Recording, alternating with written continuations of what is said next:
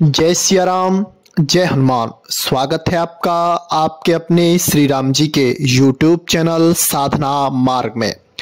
आज हम इस वीडियो में बात करने जा रहे हैं कि जो भक्त ज्यादा राम नाम का जाप करते हैं या किसी भी मंत्र का ज्यादा जाप करते हैं, उस मंत्र के जाप से उनके अंदर क्या परिवर्तन आते हैं और उनको कौन कौन सी शक्तियां ज्यादा राम नाम के जाप से या मंत्र जाप से प्राप्त होती हैं। आज हम आपको इस वीडियो में ऐसी ही 6 शक्तियों के बारे में बताएंगे जो कि निरंतर राम नाम के जाप के द्वारा या मंत्र जाप के द्वारा करने से प्राप्त होती हैं।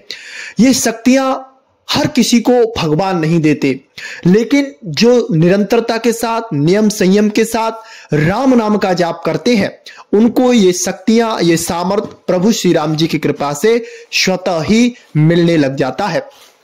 जब साधक ज्यादा राम नाम का जाप करता है या किसी मंत्र का ज्यादा जाप करता है, तो वह मंत्र उसके अंदर जागृत होने लगता है। यानी कि उस मंत्र की जो ऊर्जा है, वह ऊर्जा उसको पूर्णतः मिलने लगती है। जैसे ही वह मंत्र का जाप करेगा, उसको स्पंदन शरीर में महसूस हो जाएगा और उसको लगेगा कि वह जो मंत्र का जाप कर रहा है वह सही दिशा में जा रहा है या नहीं। सबसे पहली जो शक्ति उसे प्राप्त होती है ज्यादा मंत्र जाप से, वह यह होती है कि उसके अंदर बड़ी से बड़ी परिस्थिति को सहन करने की शक्ति आ जाती है।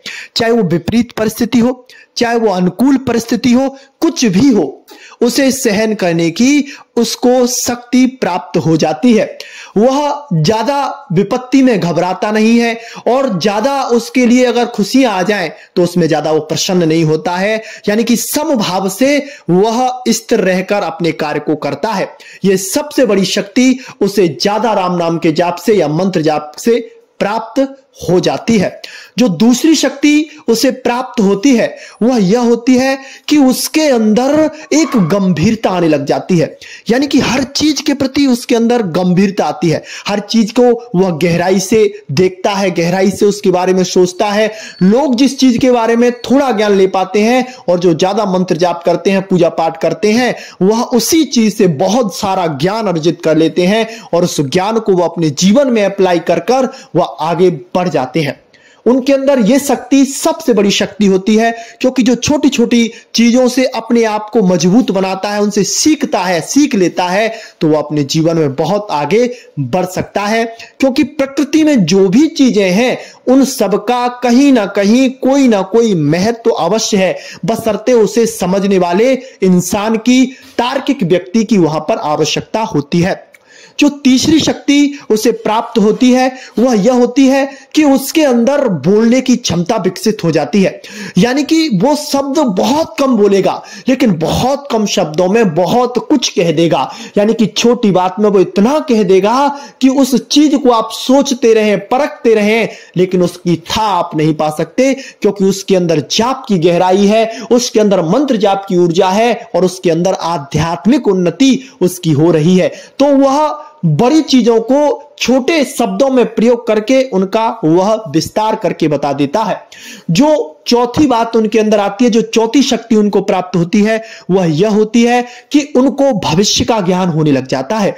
यानी कि उनको उनके साथ या उनके परिवार में या उनके सगे संबंध में कहीं पर भी कोई घटना होने वाली होती है या कोई शुभ कार्य होने वाला होता है, तो उस चीज का उसे पहले आभास हो जाता है, या तो उसका अंतःकरण बताता है उस चीज के बारे में कैसा होने वाला है, वो हो जाता है, या फिर उसको सपने की सिद्धि हो जाती है।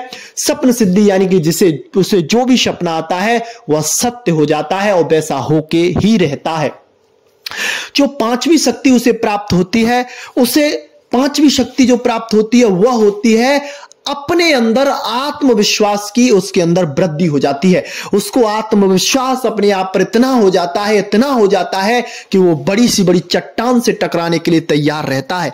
हर परिस्थिति में खुश रहने की कोशिश करता है। हर कार्य को वह बड़ी तल्लीनता के साथ और मन लगा के करता है और उसके जीवन में अलौकिक प्रकाश, अलौकिक सफलताएं, अलौकिक ज्ञान स्वतः ही प्रकाशित होता है और उसको उसके जीवन में बहुत सारी शक्तियां, सिद्धियां स्वतः ही मिल जाती हैं।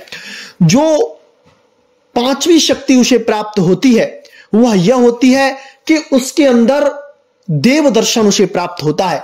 यानी कि जिन इष्ट की उपासना करता है वो जाप के दौरान उनके दर्शन होते हैं, सपने के द्वारा उनको दर्शन होते हैं, या फिर उस पर कोई विपत्ति आने वाली होती है तो वह उनके जो इष्ट हैं वह उनको दर्शन देते हैं, वह उनको बताते हैं उस चीज के बारे में कि ये चीज ऐसे करो, या फिर उसे जाप साधना नियम में कोई परेशानी आ रही है, कोई साधना करनी है, उसमें कुछ उसे विघ्न आ रहा है तो उसको इष्ट दर्शन हो जाते हैं, गुरु दर्शन हो जाते हैं और वो उसका गुप्त मार्गदर्शन कर देते हैं। यानी कि उसका मार्ग अपने आप चलने लग जाता है, वह किसी दूसरे व्यक्ति के पास जाता नहीं है। जो अंतिम शक्ति, छठवीं शक्ति उसे प्राप्त होती है वह उसे यह होती है कि वह हर चीज को, हर एक वस्तु को प्रभु की मानने लग जाता है। यानी कि प्रकृति में जो भी चीजें हैं वो सब प्रभु की बनाई हुई है और सब में वह सियाराम जी को देखने लग जाता है, तो उसके अंदर क्षमता आती है तो फिर वह जन कल्याण कर पाता है। जब तक इंसान के अंदर क्षमता नहीं आएगी तब तक वह विषमता से कैसे जूझ पाएगा। तो पहले इंसान के अंदर क्षमता आती है तब जाकर उसे परमात्मा की शक्ति, कृपा, भक्ति प्राप्त हो जाती है। तो आप भी अगर लंबे समय से मंत्र जाप कर रहे हैं तो आपको ये शक्तियां, ये सिद्धियां शायद मिल गई होंगी या मिलने वाली होंगी। ये सब आपके जीवन में घटित होने वाला होगा। आज के लिए बस इतना ही। जय सिया राम, जय जय हनुमान।